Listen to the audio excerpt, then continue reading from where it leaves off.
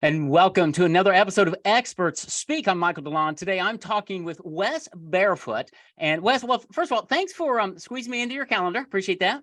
Sure. Happy to do it. It Happy to be is, here. well, I'm happy that you're here too, because we're going to be talking about something that's really important to my heart, and that's freedom through business.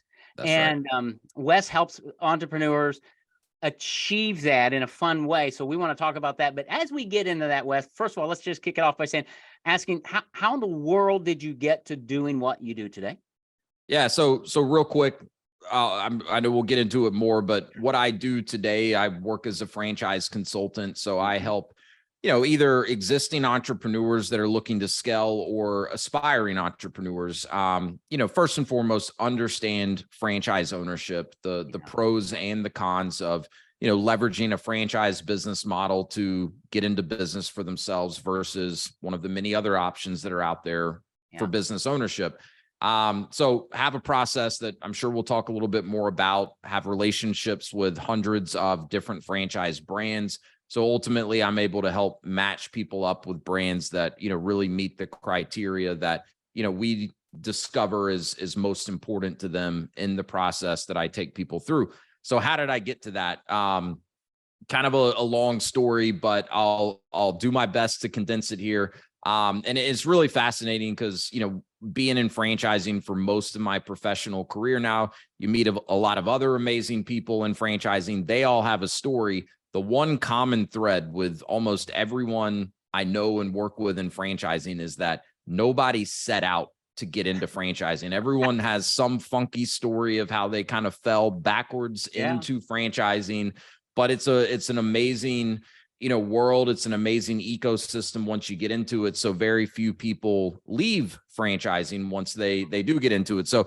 anyways, my story is no different, kind of fell backwards into it. I worked for, a big Fortune 500 company for a few years out of college, took a stab at climbing the corporate ladder, figured out pretty quickly that probably wasn't the best direction for me to go in. So just by happenstance, I met a couple of guys that had founded a company here in Wilmington, North Carolina, where me and my family live. And they had started franchising their business a few years before I met them. And lo and behold, their business was not a food business, which at the time for me, if you would have mentioned franchising, I would have thought, oh, you're talking about like food businesses or gas stations or something along those lines. So this was completely different, completely outside of anything related to food.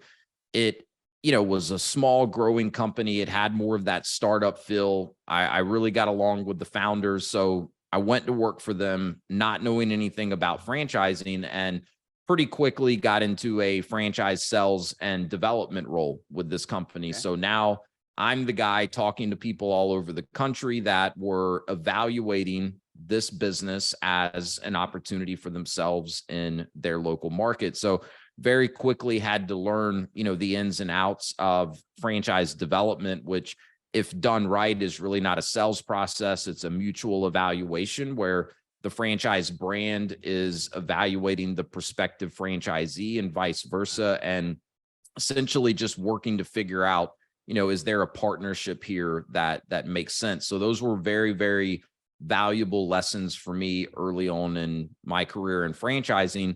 To fast forward a little bit to speed this up, I, helped them grow that to a national brand. That opened doors for me to go work for a couple of other franchise brands in the same capacity, helping them grow their franchise base across the country. And so all along the way, I'm helping other people get into business. And my wife and I were starting a family. She was working in the pharmaceutical sales industry. We were both, gainfully employed, doing pretty well, but, kind of felt like something was missing, especially with all these interactions that I'm having with other people that were, as I've come to call it now, kind of charting their own path to freedom. And they were doing it through owning their own businesses, not working for someone else in their business. So what I can now say was a gigantic blessing in disguise. My wife got laid off from her pharmaceutical job.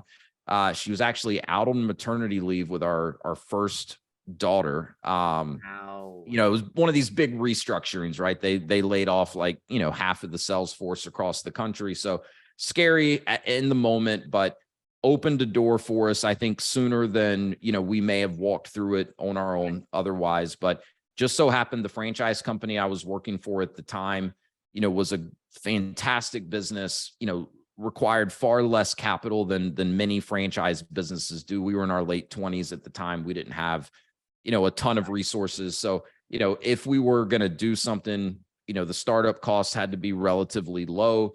And it was just the type of business that I could really see my wife thriving in. And so we ended up becoming franchisees for, our local market, Wilmington, North Carolina, as well as Myrtle Beach, South Carolina.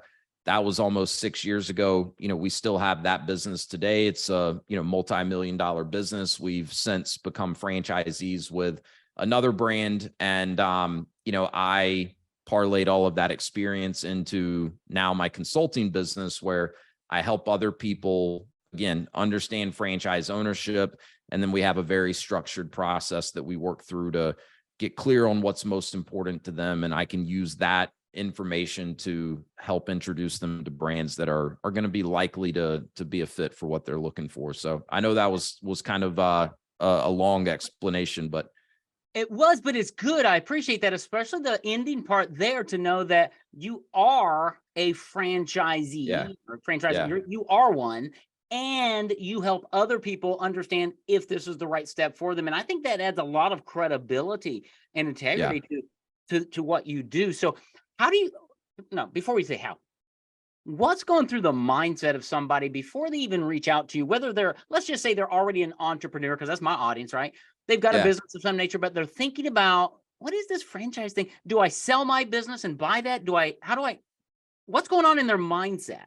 Yeah, it could really vary, but if we're talking about the established entrepreneur, what their motivation for exploring franchise ownership could be a number of things, right? It could be the industry they're in has really changed, so they're looking to maybe get out of that, make a pivot, get into something else. What I see more commonly, though, is just, business owners looking to expand and to keep growing their, quote unquote empire or their portfolio of businesses. And, the way the vast majority of franchise businesses are structured, they're really designed to scale. Most franchises are not meant to be what I would call owner operator businesses, especially for the long term, right? Sure, some of them, as the owner, you need to, be pretty involved in the day-to-day in the beginning, but, over time, they're really designed to scale. And without getting too into the weeds of how the franchise model works, that's where these franchisors make their money, right? Is through having franchise owners that are continuously growing and scaling their business over time. Because as a franchisee, you pay a royalty, right? Which is typically a percentage of your total revenue. Most franchisors don't really make money off of the fees that you pay up front to become a franchisee. Their bread and butter is in the royalties, right? So it's in their best interest to, number one, have a model that can scale, but number two, have systems and processes and support that's going to help their franchisees scale and do it at a faster rate. So a lot of the entrepreneurs that I've worked with that have already successfully built their own business, their attraction to franchising is that they can very likely get something else ramped up much quicker. I've always found it very interesting working with established entrepreneurs because I think they fully appreciate the value that a really good franchise system brings to the table because they've already done it without that level of support before.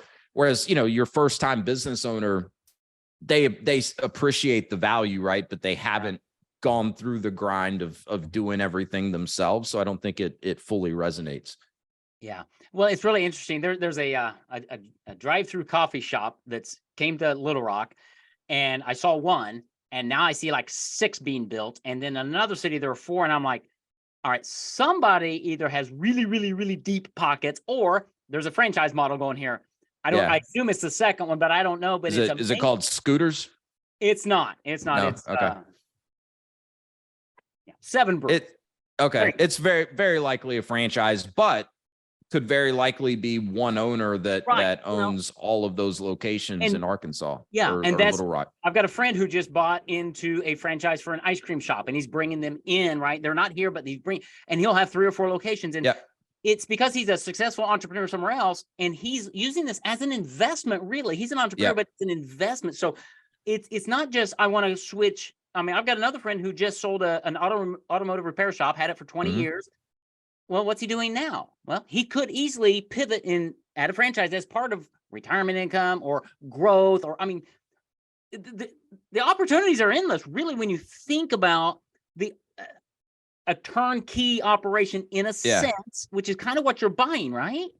Yeah, it's turnkey in a sense, right? I mean, one of the things that bothers me a little bit, I guess, about some of the people out there doing the type of consulting I do is I don't think they're setting very realistic expectations for, what's required to be successful in a franchise. It's not a passive investment, right? We're not talking about putting money in the stock market and, hoping you see a good return. It's not as passive as real estate in most cases.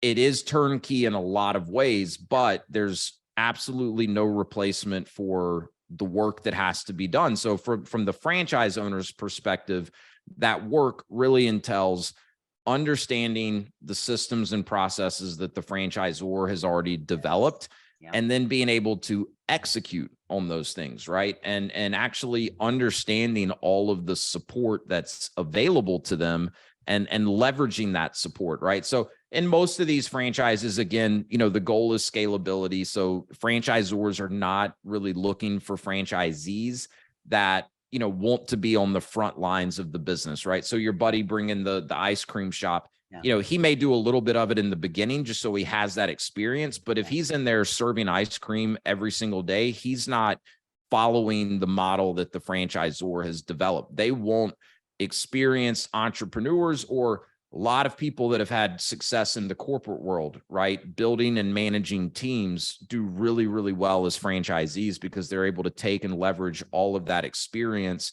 and now do it for a business that they're building completely for themselves. So there's definitely work that has to be done. But, if we're talking to the existing business owner, there's different, what I call ownership profiles out there with different types of franchises. So there are franchises that, really the franchise owner probably needs to have the bandwidth to be involved in a full-time basis for the first year at least, right? That being said, there's other franchise models that I refer to as executive ownership models, where they're really looking for the seasoned business owner, the C-level executive from, the corporate world that can come in a lot of cases, if you have a job or another business, you don't have to sacrifice any of that to get into if it's the right type of franchise. Most of your time as an owner is going to be spent on, building the team in the beginning. And again, leveraging the franchisor's support to do that. Most franchisors these days provide a lot of good support when it comes to recruiting and training, the staff that's needed. And then it's looking at the metrics, right? Looking at the KPIs. It's, the big picture activities that, the owner's time should primarily be spent on. So there's a lot of great opportunities out there for someone else that already has other income streams and doesn't necessarily want to walk away from those. It could be, a really, really interesting avenue to explore. Yeah. And it's really the other aspect for me is, I'm looking at my business and going, okay, in 4 to 6 years, I'm going to transition to my son, who's my chief operating officer right now. He's going to become CEO. We're going to have a team, and I'm going to be more of that real high level in my business going, okay, now what's next? Right. I got a bunch of things, but maybe a franchise, who knows? Now, here's my thing. Great. If I even think about a franchise, where do I go? Where's the phone book for franchises, right? Well, I think it's Wes. Right? Yeah. So look, there's different ways you can go about it, right? I would use the analogy of if you want to start shopping for houses, right? I mean, you could spend countless hours Googling, looking at listings online. You're going to get very surface level information when you do that, right? And you're certainly not going to get the full, picture or story. You may not even have success getting in touch with someone else that can really give you more information on that. Or you can work with a real estate agent, talk to them about what you're really looking for, and then they can go out and bring you back options. So, you could compare what I do to essentially a real estate agent for franchising. But, we do a lot of work on the front end before I ever talk about any specific brands to someone that I'm working with. Mhm. If I start throwing random franchise brands in front of you in a first or second meeting, I'm just throwing stuff at the wall and Right. hoping something sticks. For me to really add value, we spend hours and hours and hours on the front end going through, a very structured process. That process is all about, first and foremost, helping the individual I'm working with get Yeah. clear on what their goals really are. Because sometimes people haven't maybe put as much thought into that as you would think. Right. So we get clear on these things. There's a lot of education happening as we're going through this process, but it's me understanding what's most important to them. We really spend a lot of time in the beginning on, what does that prospective franchisee want their day-to-day to look like, right? So this is where if I'm talking to someone else that has 2 or 3 other businesses, like I need to understand, what is your typical day? What does your typical week look like? What are the things that really get you excited in your businesses? What are the things you excel at? What are the things that you would really prefer not to have to do and that you could Man. delegate? So we kind of, define this ideal role for them as a franchise owner. And that gives me really good direction in terms of what types of brands may or may not be a fit, because the role of the owner will look very different from one type of franchise business to the next. So us getting clear on all of those things is what then puts me in a position to come back and make some intelligent recommendations specifically for the individual I'm working with. Because I've seen it so often, I've been doing this for 10 years now. The right franchise for me, not necessarily going to be the right franchise for you. Your buddy's ice cream franchise, probably not the right franchise for me. Doesn't mean it's a bad business, but it's a very personalized thing. And so, the process of identifying these potential franchises for you should be, looked at through your own personal lens. Yeah, well, that's good. And another friend was wanting to bring a different ice cream shop to town, right? And they did the research, called the company, got samples, all that, and realized the franchise for Little Rock was already owned by a different franchisees in another city, and he wasn't willing to give it up. And I'm like, how Yeah. much time, effort, energy, and stuff did you put into that to get a no? There's no way. Right, which Versus, is one of the first steps that I or any good franchise consultant would go through before recommending any specific brands. Because to your point, most franchises do have some sort of a protected territory model, right? yeah, And they do that because they don't want their franchisees feeling like they're competing against each other. One of the tremendous values of being part of a good franchise is the collaboration with other franchisees. And there's just so many ways that a franchisee can get value from being part of this larger ecosystem with other owners in the same business. So they don't want their franchisees feeling like they're competing with each other. So they sell protected territories. The territories will look different depending on the type of business that you're in. But I always would confirm territory availability for the areas of interest. If there's not good territory availability, we're just eliminating that brand as an option. Because it's, to your point, you can sink a lot of time and then find out it's not even an option unless you want to move or something. yeah, and get really excited about it. Say, man, this is awesome. We're gonna do this. Yeah, no, we're not. So, Yep. um, Yep. and gosh, we do that all the time. It's So deflating. it really is. And we don't want that, because the future of freedom in your life, if you're a business owner and you're really serious about freedom, Wes and I talked before this podcast about the E-Myth, Michael Gerber, and Mhm. we just both love that book, and we really live by it. And I think a franchise model is really cool because they have the systems in place.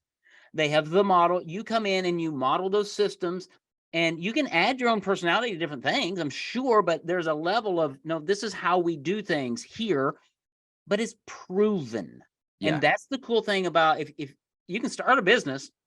I've been doing my business for 11 years, right? It was never Yeah. proven. I had to make it. I had to Yep. reiterate it. Franchising is not that way, because if you get the right one, it's a proven model. You jump into it, follow the model, and guess what? You're probably going to be successful and find that freedom that you're looking for. Is that kind of what you find, Wes? Yeah. Yeah, for sure. Look, there's different types of franchises out there. And look, I will be the first person to admit, I mean, there's usually at any given time, some 4,000 franchise opportunities in the US at any given time.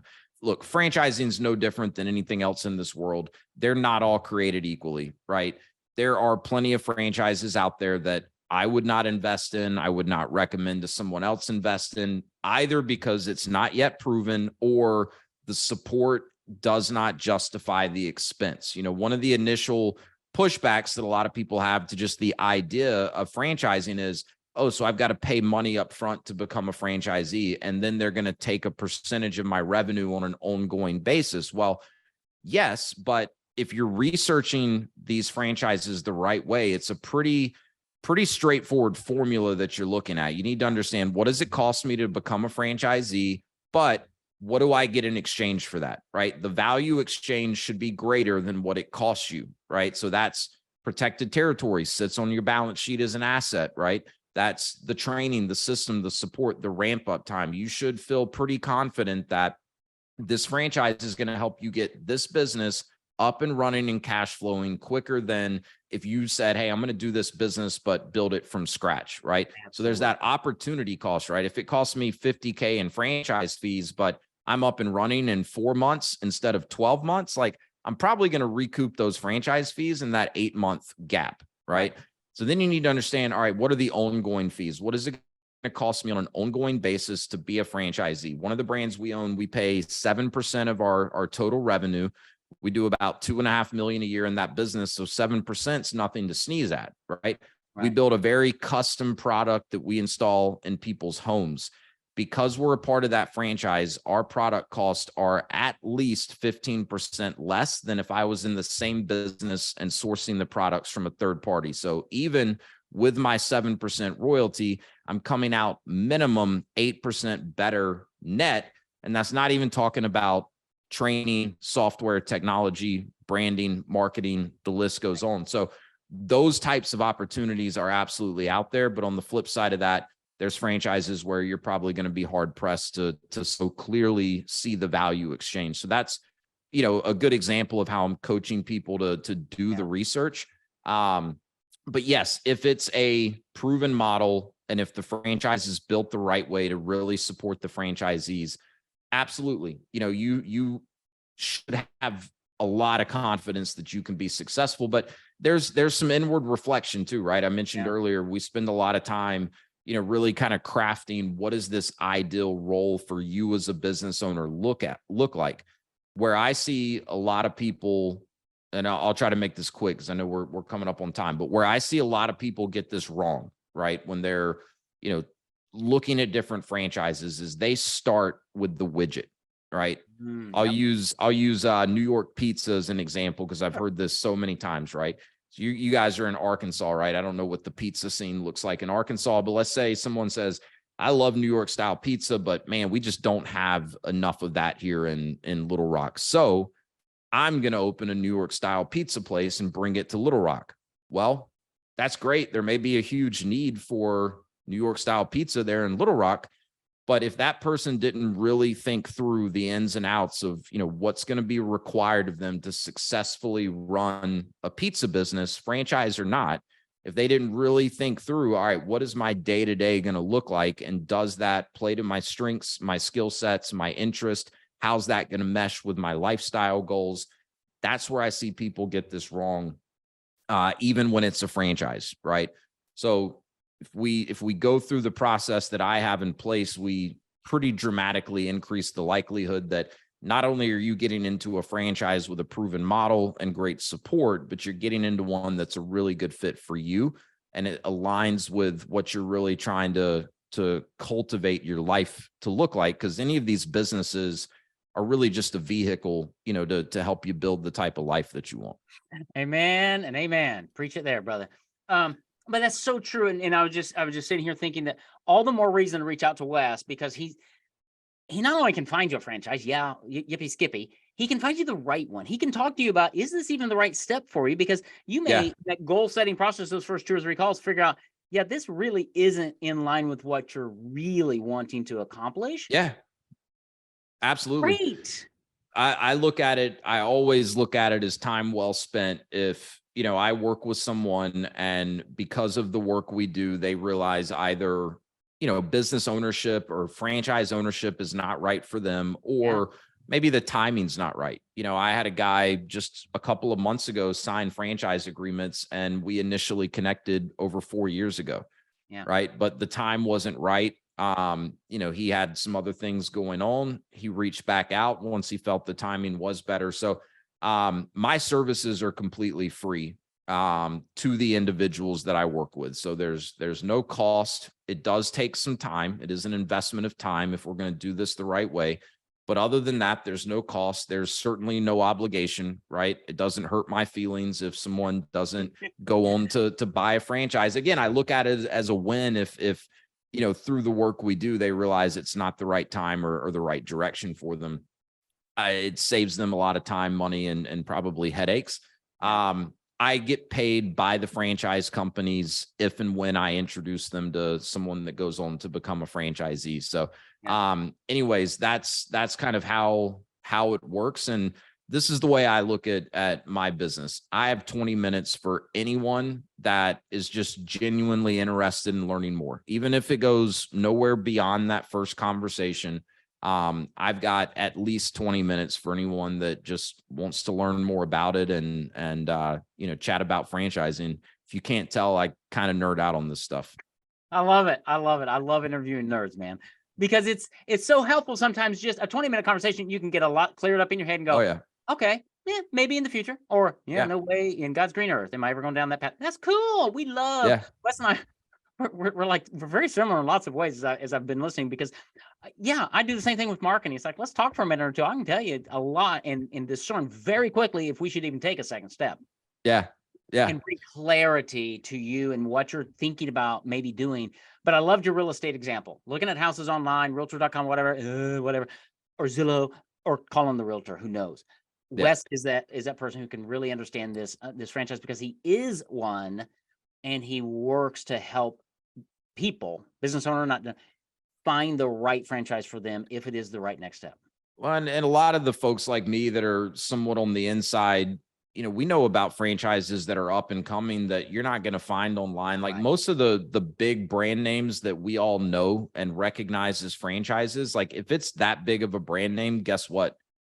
They don't have any territory left. It's probably not an option unless you're buying it from an existing franchisee, which people do all the time and could be an option, but you're definitely paying a premium in that regard. And it's a very different look taking over an existing business versus, building one yourself. So that's another piece of the value there, is we keep our ear pretty close to the ground on, what's happening with some of these up and coming brands. Awesome. All right, Wes, man, you've added tons of value. If somebody's out there and you just kind of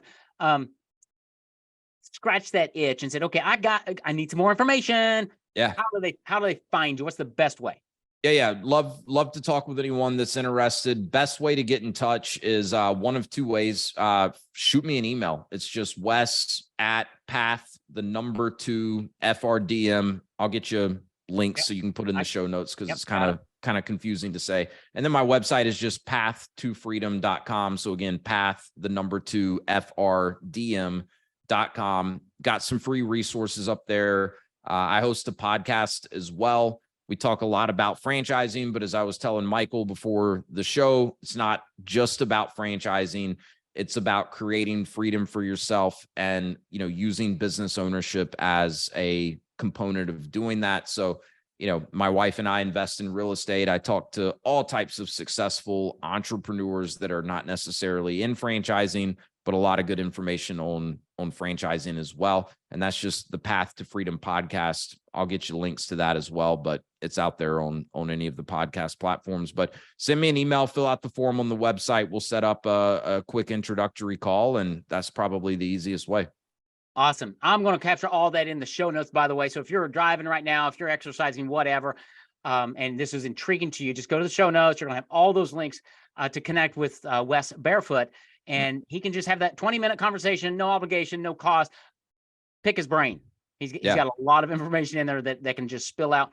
Have the conversation, see if this might be a model to help you find freedom in business and life through franchising. Wes, man, thank you. This has been really, really intriguing. And thanks for adding value. Thanks for being my guest today. Happy to do it. Thanks for creating the platform for people like me to come on and share what we know. Absolutely, buddy.